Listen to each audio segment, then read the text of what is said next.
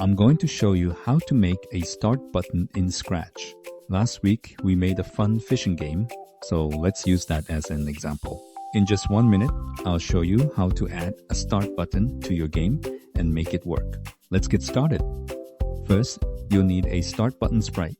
I'll include a download link in the description, but make sure you subscribe and check out my membership page for more contents. First, let's add some animation to the start button to make it look more dynamic.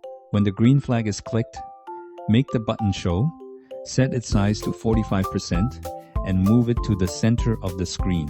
Then, use a forever loop. If the player is hovering the mouse over the button, make it bigger to create a hover effect. Otherwise, keep it at its normal size.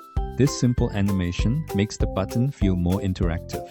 Next, we need to make the game start when the player clicks the button. Let's add a new condition.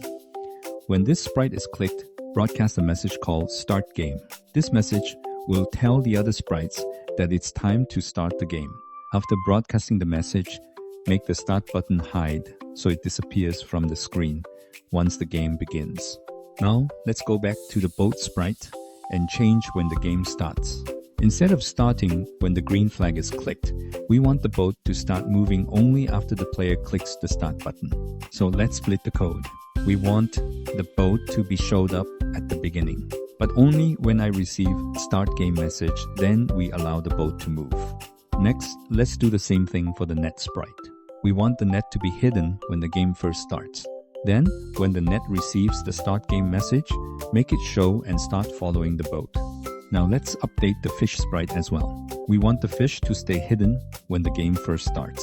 Then, when the fish receives the start game message, start creating the fish clones. Boom! You've just added a start button for your fishing game. If you want to see more tutorials, please like and subscribe. And I'll see you next game.